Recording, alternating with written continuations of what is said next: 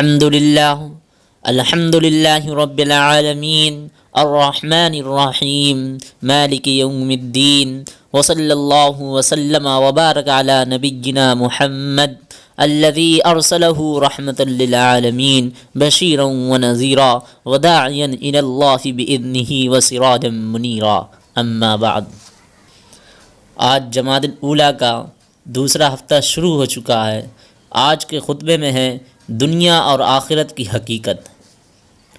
دیکھو، دنیا انسان کے لیے آزمائش اور امتحان کی جگہ ہے۔ اللہ تعالیٰ نے انسانوں کو دنیا میں بھیج کر دنیا اور آخرت کی حقیقت صاف صاف لفظوں میں بتا دی ہے۔ قرآن و حدیث میں جگہ جگہ یہ وضاحت کی گئی ہے کہ دنیا اور اس کی ساری چیزیں ایک دن ختم ہونے والی ہیں، اور آخرت اس کی ساری چیزیں ہمیشہ باقی رہنے والی ہیں۔ دنیا کی نعمتیں آخرت کی نعمتوں اور دنیا کی تکلیفوں آخرت کی تکلیفوں کے مقابلے میں کوئی حیثیت نہیں رکھتی۔ انسان دنیا کی ساری نعمتیں اور راحتیں جہنم کی معمولی سی تکلیف کے سامنے بھول جائے گا۔ اسی طرح دنیا کی ساری تکلیفیں جنت کا ایک چکر لگانے کے بعد اسے بے حسیس معلوم ہوگی۔ اس لیے ہر شخص پر ضروری ہے کہ وہ دنیا اور آخرت کی حقیقت کو پہچان لے، دنیا میں رہتے ہوئے آخرت کی اصل زندگی کی تیاری کرے۔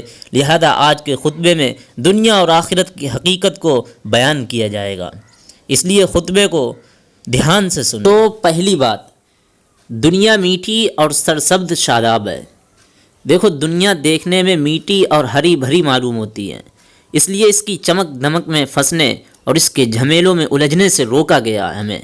ایک حدیث میں رسول اللہ صلی اللہ علیہ وسلم نے ارشاد فرمایا، بے شک دنیا میٹھی اور سرسبز ہے، اور اللہ تعالیٰ نے تم کو اس دنیا میں اپنا خلیفہ بنا کر بھیجا تاکہ وہ دیکھے کہ تم اس دنیا میں کیسا عمل کرتے ہو، لہذا تم دنیا سے بچو اور عورتوں سے بچو۔ یعنی انسان کو دنیا کی شان و شوکت، اس کی لذتیں، اس کی خواہشات بڑی خوشنما معلوم ہوتی ہیں۔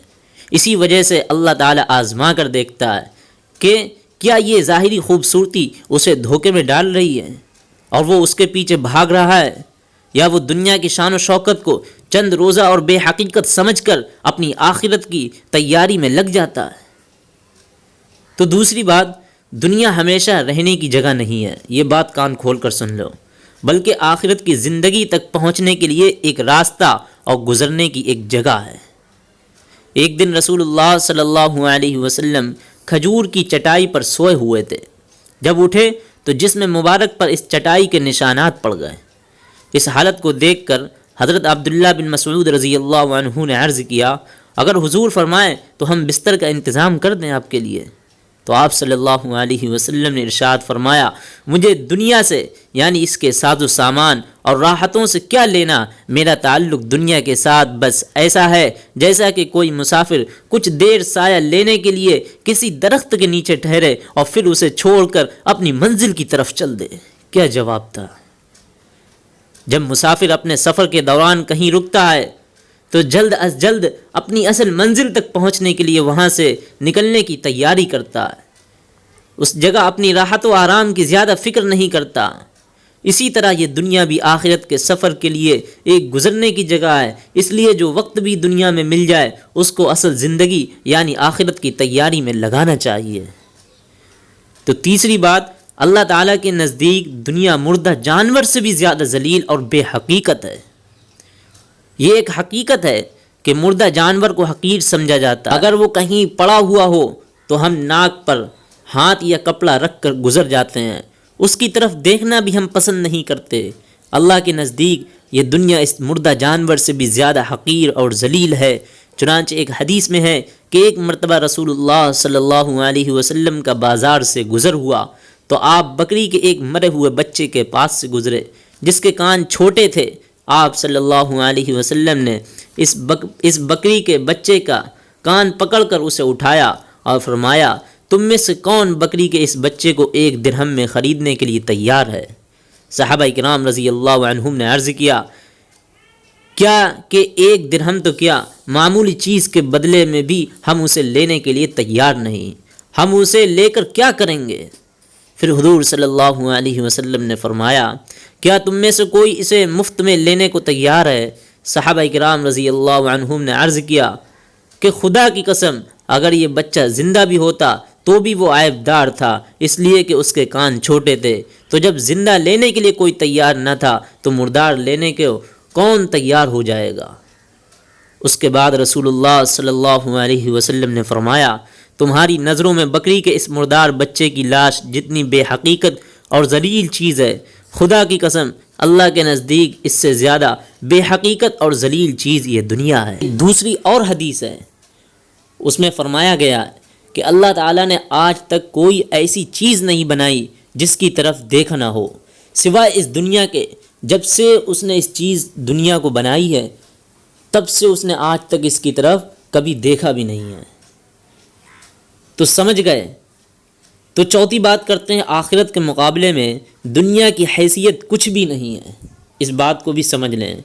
رسول اللہ صلی اللہ علیہ وسلم نے ارشاد فرمایا، دنیا کی مثال آخرت کے مقابلے میں ایسی ہے جیسے انگلی دریا میں ڈال کر نکال لی جائے، پھر دیکھا جائے کہ اس پر کتنا پانی لگا ہے۔ اب حدیث کا مطلب یہ ہے کہ جس طرح انگلی میں لگے ہوئے پانی کی دریا کے مقابلے میں کوئی حیثیت نہیں ہے، اسی طرح دنیا کی بھی آخرت کے مقابلے میں کوئی حیثیت نہیں۔ بس وہ شخص بڑا ہی گھاٹے میں ہے جو اس بے قدر دنیا کے پیچھے مرتا ہے اور آخرت کی تیاری سے غافل رہتا ہے۔ دنیا کی محبت دل میں نہ ہونے کا فائدہ، رسول اللہ صلی اللہ علیہ وسلم نے فرمایا، دنیا کی خواہش کا نہ ہونا جسم اور دل کے لیے راحت ہے، اور دنیا کی آرزو رنج و غم کو بڑھاتی ہے۔ ایک دوسری حدیث میں رسول اللہ صلی اللہ علیہ وسلم نے فرمایا، جو شخص جنت کا خواہش مند ہوگا وہ بھلائی میں جلدی کرے گا، جو شخص جہنم سے خوف کرے گا وہ خواہشات سے غافل یعنی بے پرواہ ہو جائے گا، جو موت کا انتظار کرے گا اس پر لذتیں بیکار ہو جائیں گی، جو شخص دنیا میں زاہد اختیار کرے گا، دنیا سے دل نہیں لگائے گا، اس پر مصیبتیں آسان ہو جائیں گی۔ تو چھٹی چیز ہم لوگ سمجھ لیتے ہیں، آخرت کی پہلی منزل قبر ہے۔ انسان کے مرنے کے بعد اس کی آخرت کی منزلیں شروع ہو جاتی ہیں اور ان میں سب سے پہلی منزل قبر کی ہے۔ اسی سے آخرت میں انسان کے کامیاب اور ناکام ہونے کا پتہ چل جاتا ہے۔ اسی وجہ سے حضرت عثمان رضی اللہ عنہ جب کسی قبر کے پاس کھڑے ہوتے تو اس قدر روتے کہ ان کی داڑھی آنسوؤں سے تر ہو جاتی۔ ان سے پوچھا گیا کہ آپ جنت اور دوزخ کا تذکرہ کرتے وقت اس قدر نہیں روتے جتنا اس جگہ پر کھڑے ہو کر روتے ہیں؟ انہوں نے کہا کہ رسول اللہ صلی اللہ علیہ وسلم نے فرمایا، آخرت کی منزلوں میں سے قبر پہلی منزل ہے، لہذا جس نے اس منزل سے نجات پائی اس کے لیے بعد کی ساری منزلیں آسان ہیں، اور جس نے اس منزل سے نجات نہیں پائی اس کے لیے تمام کی تمام منزلوں میں سخت دشواری ہے۔ حضرت عثمان رضی اللہ عنہ کہتے ہیں کہ رسول اللہ صلی اللہ علیہ وسلم نے فرمایا، میں نے کبھی کوئی منظر قبر سے زیادہ سخت نہیں دیکھا۔ اس لیے انسان مرنے سے پہلے اچھے اعمال کر کے اپنی قبر کو جنت کا باغ بنائے اور جہنم کا گڑھا بننے سے اپنی بچائے۔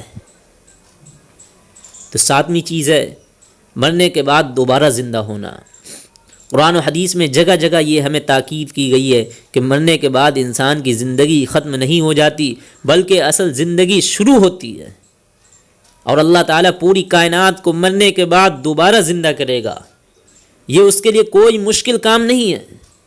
قرآن میں خود اللہ تعالیٰ فرماتا ہے، وہ اللہ ہی ہے جس نے تم کو پیدا کیا اور وہی تمہیں روزی دیتا، پھر وقت آنے پر وہی تم کو موت دے گا، پھر تم کو وہی دوبارہ زندہ کرے گا۔ تو آٹھویں چیز، میدان حشر میں ہر شخص اپنی اپنی فکر میں الجھا رہے گا۔ جب لوگوں کو میدان حشر میں جمع کیا جائے گا تو ہر ایک شخص اپنی اپنی فکر میں الجھا رہے گا، اس قدر پریشان حال ہوگا کہ اپنے گھر والوں سے بھی دور بھاگنے کی کوشش کرے گا، کوئی کسی کی ہمدردی نہیں کرے گا۔ اسی کو قرآن میں اللہ تعالیٰ فرماتے ہیں، جس دن انسان اپنے بھائی سے بھاگے گا، اپنے ماں باپ سے بھی، اپنے بیوی بچوں سے بھی، کیونکہ ان میں سے ہر ایک کو اسی دن اپنی ایسی فکر پڑی ہوگی کہ اسے دوسروں کا ہوش نہیں ہوگا۔ اس دن اپنی ایسی فکر پڑی ہوگی کہ اسے دوسروں کا ہوش تک نہیں ہوگا۔ تو قیامت کے دن حساب و کتاب کے لیے انصاف کا ترازو قائم کیا جائے گا۔ قرآن میں اللہ تعالیٰ فرماتا ہے کہ ہم قیامت کے دن ایسی ترازو لا رکھیں گے جو سراپا انصاف ہوگی، چنانچہ کسی پر کوئی ظلم نہیں ہوگا، اور اگر کوئی عمل رائی کے دانے کے برابر بھی ہوگا تو ہم اسے سامنے لے آئیں گے، حساب لینے کے لیے ہم کافی ہیں۔ قیامت کے دن صرف یہی نہیں کہ تمام لوگوں کے ساتھ انصاف ہوگا، بلکہ اس بات کا بھی اہتمام کیا جائے گا کہ انصاف سب لوگوں کو آنکھوں سے نظر آئے، کہ انصاف سب لوگوں کو اپنی آنکھوں سے نظر آئے۔ اس عرض کے لیے ترازو لائی جائے گی جس میں انسانوں کے اعمال کو تولا جائے گا، اعمال کے وزن کے حساب سے اچھے یا برے انجام کا فیصلہ ہوگا۔ وہاں کسی کا کوئی لحاظ نہیں کیا جائے گا، بلکہ وہاں وہی اعمال کام آئیں گے جو دنیا میں آپ نے کیے ہوں گے۔ حوض کوثر کا پانی پینے کے بعد پھر کبھی پیاس نہیں لگے گی۔ رسول اللہ صلی اللہ علیہ وسلم نے فرمایا، میں اپنے حوض پر تم سے پہلے موجود ہوں گا، جو شخص میری طرف سے گزرے گا وہ اس کا پانی پیے گا، جو شخص اس سے پانی پی لے گا وہ کبھی پیاسا نہیں ہوگا۔ البتہ میرے پاس کئی قومیں آئیں گی، میں ان کو پہچان لوں گا، وہ بھی مجھے پہچانتے ہوں گے، لیکن پھر میرے اور ان کے درمیان دین میں ان کی نئی نئی باتیں پیدا کرنے کی وجہ سے رکاوٹیں کر دی جائیں گی۔ اللہ تعالی ہم لوگوں کو، آج ہم لوگ اپنے دل سے پوچھیں کہ ہم لوگ آخرت سے کتنے دور ہیں، اس سے کتنے غافل ہیں۔ ہمیں یہ بھی نہیں پتہ کہ ہم مرنے کے بعد دوبارہ زندہ ہوں گے۔ ہم تو بس پیسوں کے پیچھے بھاگ رہے ہیں، اپنی آخرت کو برباد کر رہے ہیں۔ یہ کب تلک پیسے کماؤ گے؟ میں آپ سے پوچھ رہا ہوں، کب تلک پیسے کماؤ گے؟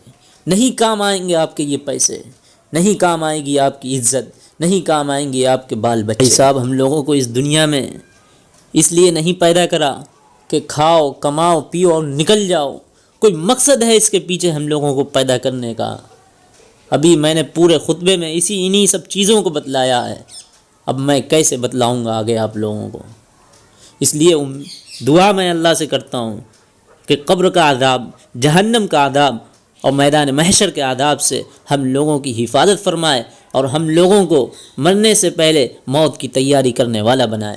آمین۔ وآخر دعوانا ان الحمد للہ رب العالمین۔